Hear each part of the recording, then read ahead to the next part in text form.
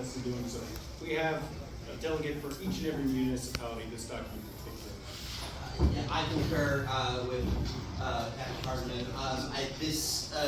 The draft should certainly be read before the whole convention, where all members of the convention from every municipality may give their input if it needs further revision or editing, but the draft should probably be a leaner committee, a more energetic committee, but there should definitely be some representation across several municipalities. I propose that you, as president of the convention, nominate a handful, perhaps 4 or 5 men to this committee. Mr. President, I would like to point out, gentlemen, that if we had all the time in the world, we could form as many committees as we want, but we don't. So I would urge speed on this matter, please. Thank you, Chairman. Colonel Farmer, do you have any objections to the chair selecting the committee? I do not. If that is the esteemed wisdom of this convention to allow a smaller committee to get this out more rapidly, then it is your prerogative, sir, as the president. I believe Mr. Childers and suggesting a smaller committee. Judge Gaines and Mr. Conrad. Hired and Mr. McKinney is somewhere today. That's 5 men. That should be some. Very good. So I guess the committee's being formed for the declaration. We will give the committee time to work, and I think that is all the business we should have. I move that we close business for today so that the committee may get to work. Second. Any objections? All right, convention stands adjourned until tomorrow morning.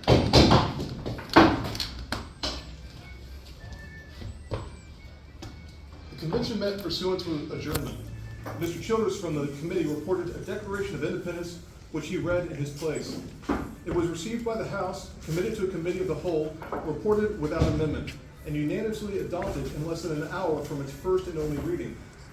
The only speech made upon it was a somewhat declamatory address by General Houston.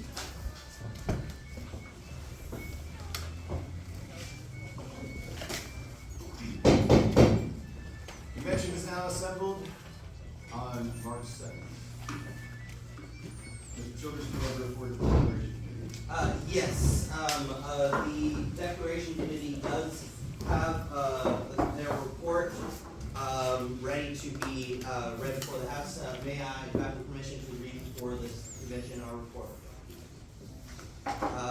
Yes, gentlemen of the convention, we have drafted a declaration of our independency, and I will now read the draft, what was drafted last night.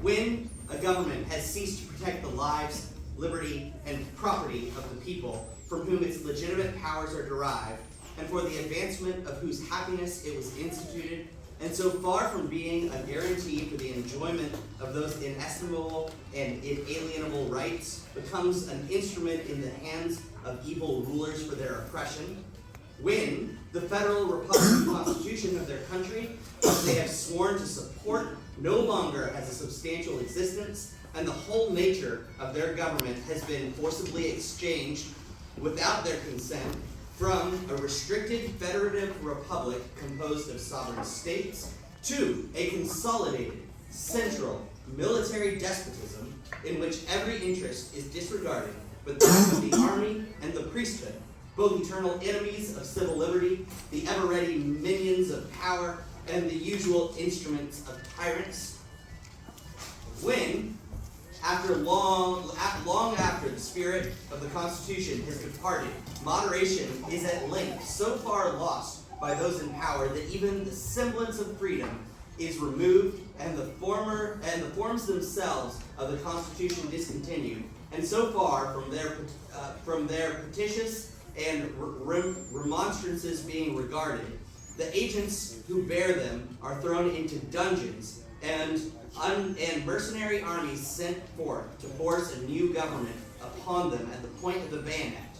When, in consequence of such acts of malfeasance and abdication on the part of the government, anarchy prevails and civil society is dissolved into its original elements. In such a crisis, the first law of nature, the right of self-preservation, the inherent and inalienable rights of the people to appeal to the first principles and take their political affairs into their own hands in extreme cases, enjoins it as a right towards themselves and a sacred obligation to their posterity to abolish such government and create another in its stead, calculated to rescue them from impending dangers and to secure their future welfare and happiness. Nations, as well as individuals, are amenable for their acts to the public opinion of mankind. A statement of a part of our grievances is therefore submitted to an impartial world in justification for the hazardous but unavoidable step now taken of severing our political connection with the Mexican people and assuming an independent attitude among the nations of the earth. The Mexican government, by its colonization laws, invited and induced the Anglo-American population of Texas to colonize its wilderness under the pledged faith of a written constitution, that they should continue to enjoy that constitutional liberty and republican government to which they had been habituated in the land of their birth, the United States of America. In this expectation, they have been cruelly disappointed, inasmuch as the Mexican nation has acquired, in the late changes made in the government by General Antonio Lopez de Santa Anna, who, having overturned the constitution of his own country, now offers us the cruel alternative, either to abandon our homes acquired by so many privations, or submit to the most intolerable of all tyranny, the combined despotism of the sword and the priesthood. It has sacrificed our welfare to the state of Coahuila, by which our interests have been continually depressed through a jealous and partial course of legislation, carried on at a far distant seat of government by a hostile majority in an unknown tongue. And this too, notwithstanding, we have petitioned in the humblest of terms for the establishment of a separate state government, and have, in accordance with the provisions of the National Constitution, presented to the General Congress a Republican Constitution, which was, without just cause, contemptuously rejected. It incarcerated in a dungeon for a long time one of our citizens, for no other cause but a zealous endeavor to procure the acceptance of our Constitution and the establishment of a state government. It has failed and refused to secure on a firm basis the right of trial by jury, that palladium of civil liberty and only safe guarantee for the life, liberty, and property of the citizen. It has failed to establish any public system of education, although possessed of almost boundless resources for public domain, and although it is an axiom in political science that unless a people are educated and enlightened, it is idle to expect the continuance of civil liberty or the capacity for self-government. It has suffered the military commandants stationed among us to exercise arbitrary acts of oppression and tyranny, thus trampling upon the most sacred rights of the citizens and rendering the military superior to the civil power. It has dissolved, by force of arms, the State Congress of Coahuila and Texas, and obliged our representatives to fly for their lives from the seat of government, thus depriving us of the fundamental political right of representation. It has demanded the surrender of a number of our citizens and ordered military detachments to seize and carry them into the interior for trial in contempt of the civil authorities and in defiance of the laws and the Constitution. It has made piratical attacks upon our commerce by commissioning foreign desperados and authorizing them to seize our vessels and convey the property of our citizens to far distant ports for confiscation. It denies us the right of worshiping the Almighty according to the dictates of our own conscience, by the support of a national religion calculated to promote the temporal interests of its human functionaries, rather than the glory of the true and living God. It has demanded us to deliver up our arms, which are essential to our defense, the rightful property of free men, and formidable only to tyrannical governments. It has invaded our country, both by sea and by land, with intent to lay waste our territory and drive us from our homes. And now, a large mercenary army advancing to carry on against us a war of extermination. It has, through its emissaries, incited the merciless savage with the tomahawk and scalping knife to massacre the inhabitants of our defenseless frontiers.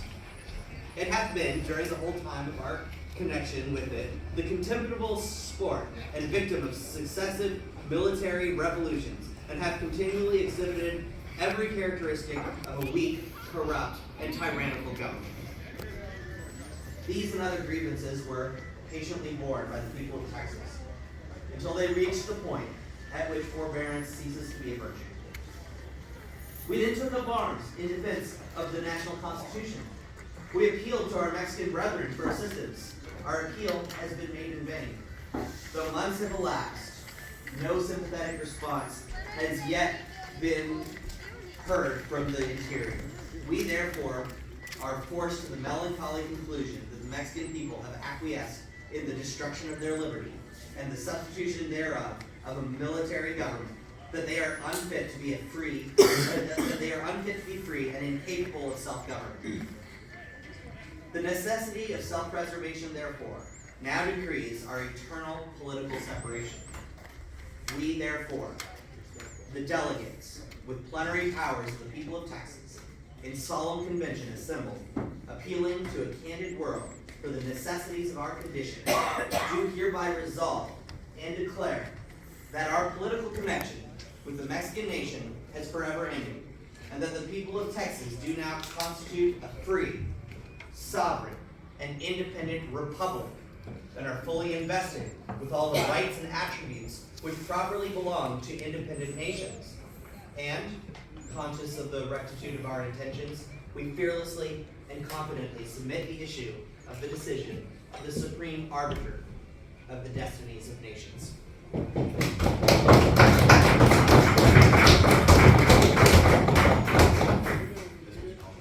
Judge, I would like to suggest make the motion to commit this declaration to a committee of the whole.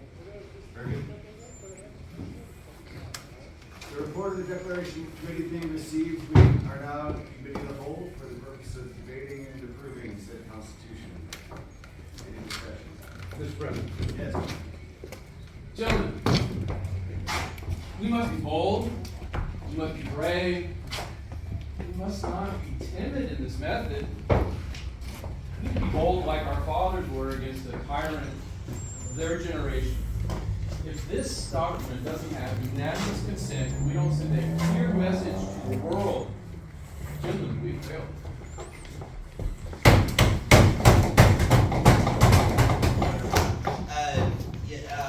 Mr. President, I would happily, on the General's recommendation, amend this document to read perhaps the unanimous Declaration of Independence made by the delegates of the people of Texas in General Convention at the time of Washington on the 2nd day of March, 1836.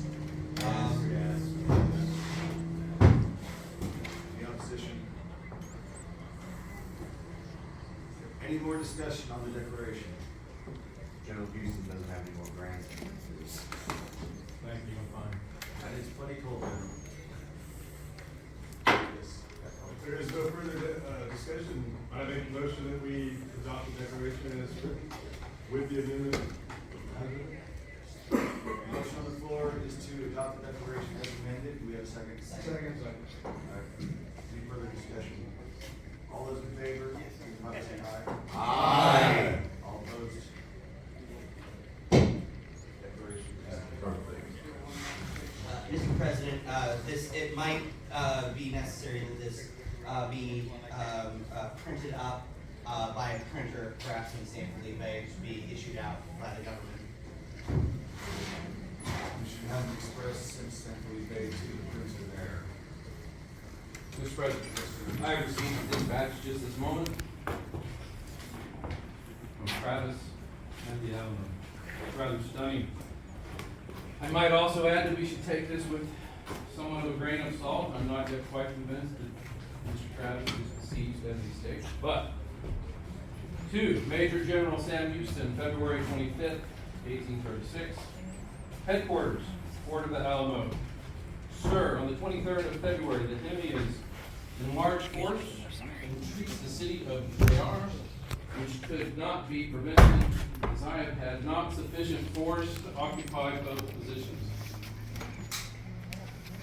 Colonel and Adjutant Mayor, President General Santa Anna demanded a surrender at discretion, calling us foreign rebels. I answered them with a cannon shot, upon which the enemy commenced the bombardment with a fire with a 5-inch howitzer, which together